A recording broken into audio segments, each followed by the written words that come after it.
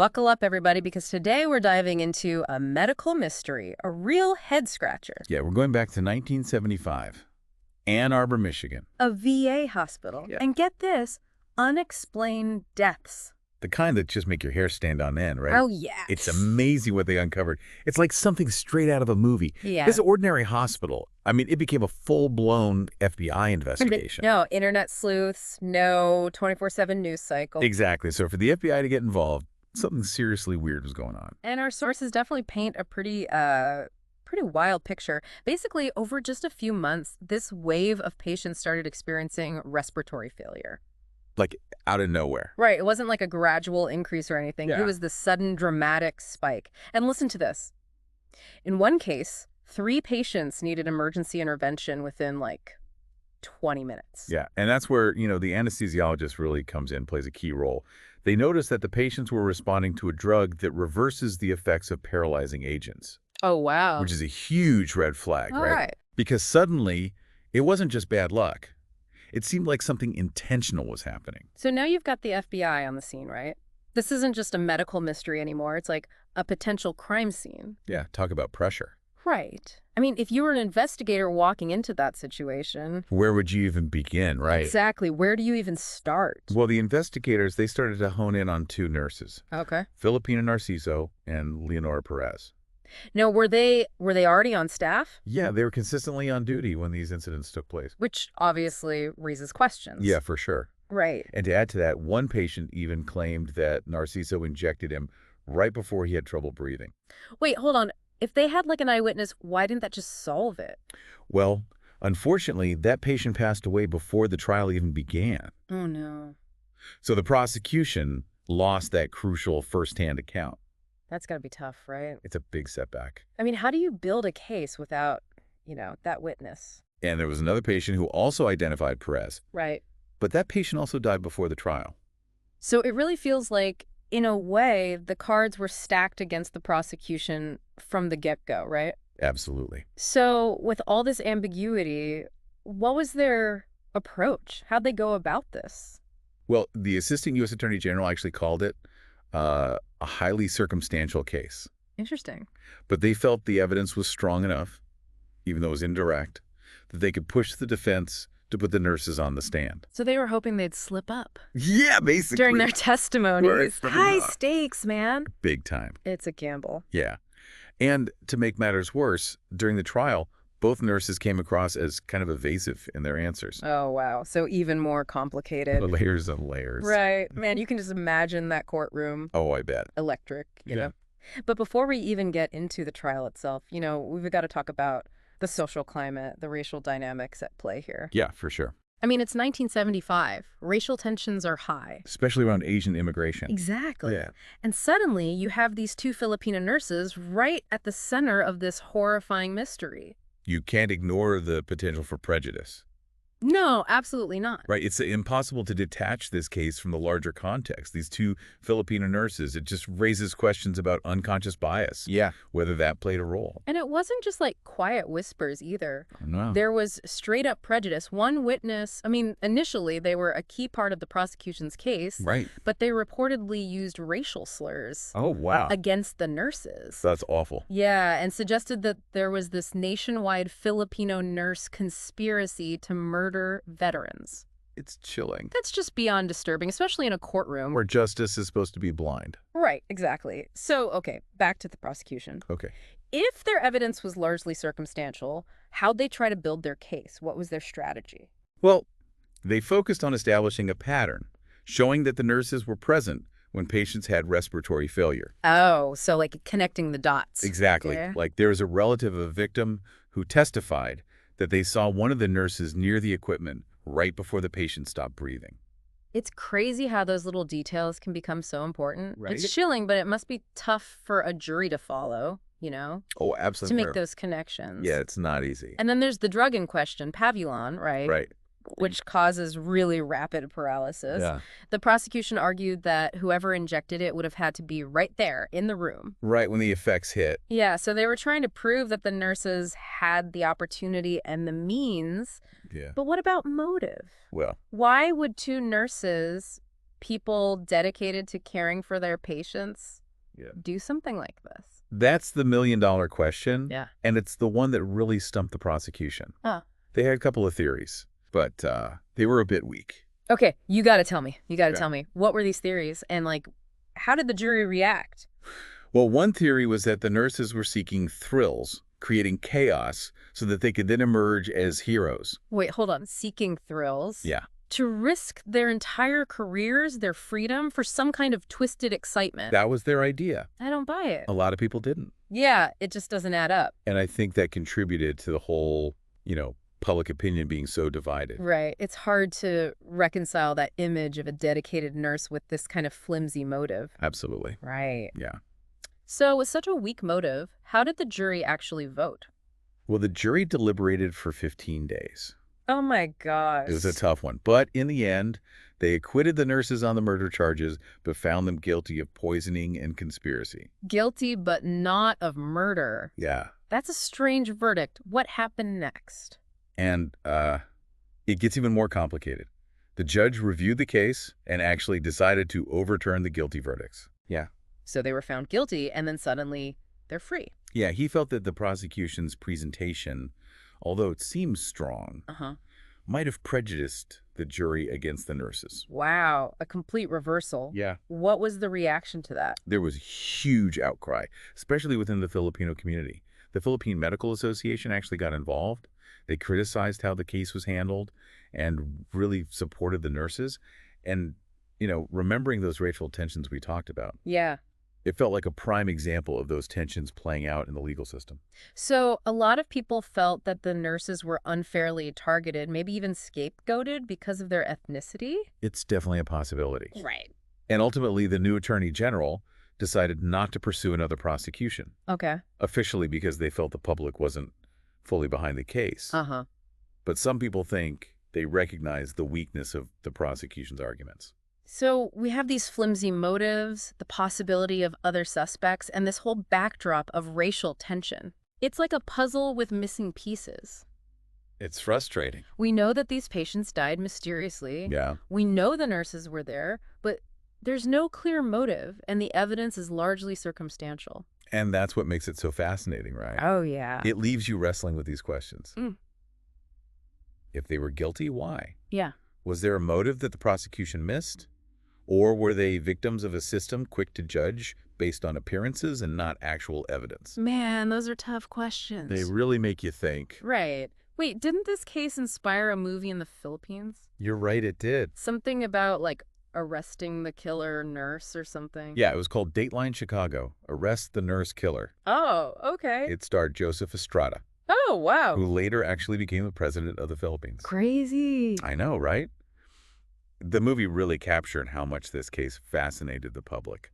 It's amazing how real life can become like this cultural touchstone. For sure. It grabs people's attention, and it's still relevant even today. It's like decades later. Yeah. This case is still raising questions about justice, about bias, about truth. Yeah, it's a reminder that sometimes the most interesting mysteries aren't just about finding out who did it, but also the why. And sometimes those answers just stay hidden, Yeah. right? And we're left just grappling with the possibilities. Well said. So speaking of grappling with possibilities, Yeah. right, we want to leave our listener with something to really chew on. Okay. Okay. Imagine yourself as a juror in this trial. You've heard all the evidence, the arguments, the conflicting testimonies. You've seen the potential bias, this lack of a clear motive. What would your verdict be? It's a tough one, isn't it? It is. I mean, you got to balance the circumstantial evidence with that idea that someone's innocent until proven guilty. Yeah. And then you have to consider the possibility of prejudice That's a lot. and think about the lives that are on the line. It really is. I mean, that's a huge responsibility. And it's one that jurors carry with them long after a trial is over. It really highlights how important it is for all of us to be informed, Yeah. to think critically, and to have these tough conversations. About justice, about fairness. Yeah, about the systems that impact our lives. Absolutely. This case just shows us that the pursuit of justice, it's rarely simple. No. It's a journey with a lot of uncertainty Yeah. and the potential for human error. Sure. It demands our attention, our willingness to question, and our commitment to really searching for the truth. Well said. And that's what makes this deep dive so important. Absolutely. It's not just about solving a crime, it's about understanding The complexity the complexities of our world. of our systems. Right, and it's about pushing ourselves to be more informed, more engaged citizens. So we can all contribute to a more just future. Yeah. And on that note, we encourage you to keep exploring these themes, maybe even do some digging of your own. Yeah, for sure. You could research other cases, look into implicit bias, or even just chat with your friends and family about these tough topics. Yeah, keep the conversation going. Right. Keep learning. Whatever you do, we hope this deep dive has sparked your curiosity, your critical thinking, and maybe even inspired you to make a difference. Keep questioning. Keep exploring, keep diving deep, and we'll see you next time. You were asking about those other motives, the other theories the prosecution had. Oh, yeah, I'm dying to know, like, what other explanations they came up with. Well, one theory was that maybe the nurses were overwhelmed Okay. by their jobs. You know, that maybe they wanted to thin out the patient population. Okay, so you're saying they were just trying to, like, lessen their workload. Yeah, but wouldn't there be, like, easier ways to do that? Right, exactly. Less risky ways, I mean? Asking for a transfer or talking to a supervisor, right. Exactly. That's why this theory doesn't really hold up. Yeah, Especially when you consider, like, how serious these crimes were. right, and the potential consequences for them. Huge. Yeah, huge. So it just doesn't make sense. What about, like, professional rivalry? Could there have been some tension between the nurses and the doctors? Interesting. Maybe leading to some kind of sabotage, you know? That's a good point, actually. The sources don't mention anything specific about that, Okay. but it's definitely something to think about. Right. You know, the power dynamics in a hospital, they can be really complicated. Yeah, absolutely.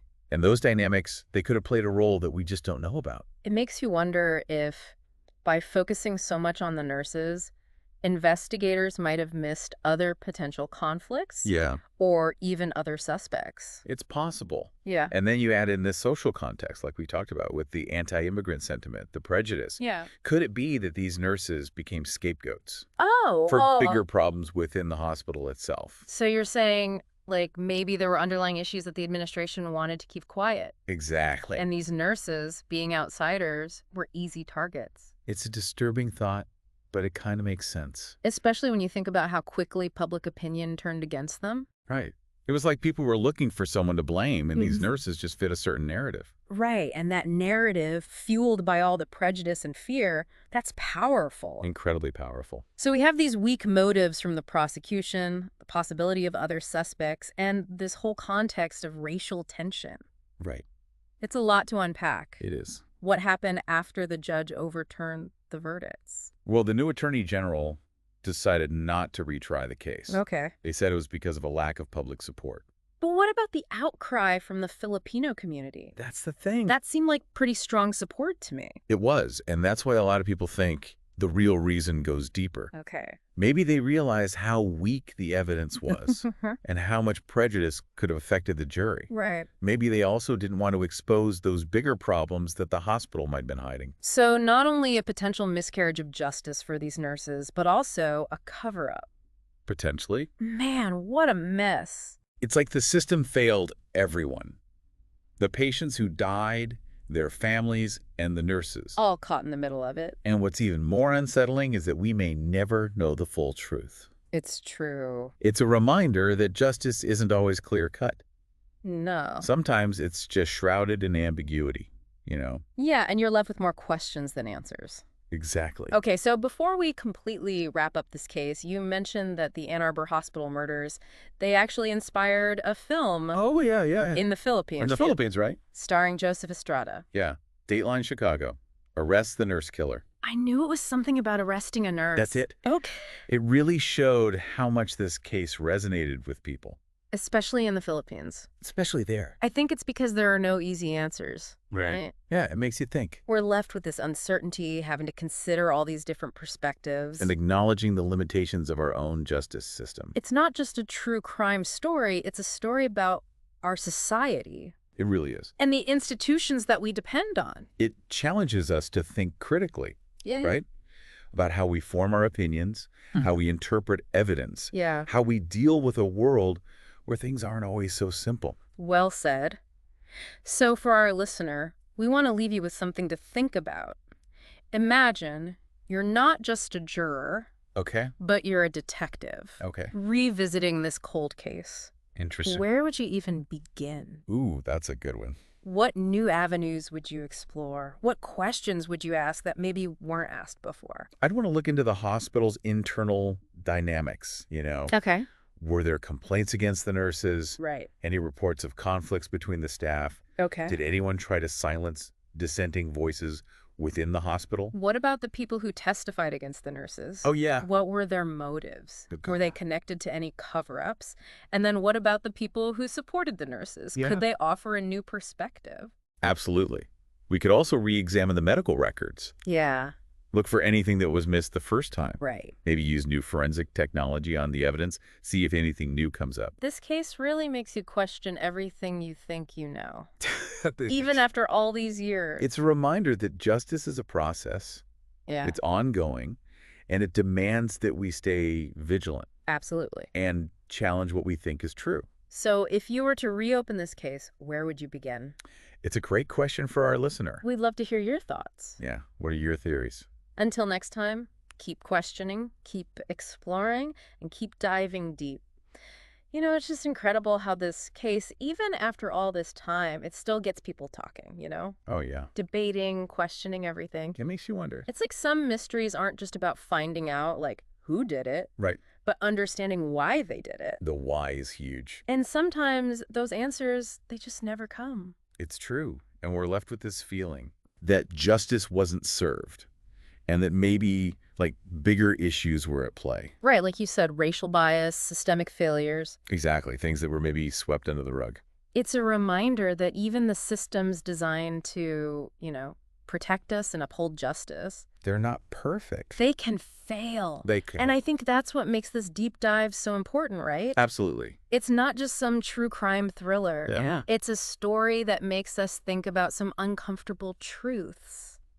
About our society. Right, about our institutions, the ones we're supposed to be able to trust. It's a real challenge. It is. Makes us think critically. Yeah, about how we form opinions, how we see evidence, How we handle a world where things aren't always so black and white. Right, exactly. It's complicated. It is. So for our listener out there, we want to leave you with a final thought. Okay. We've looked at all the evidence, explored the social context, and really wrestled with these unanswered questions. Yeah.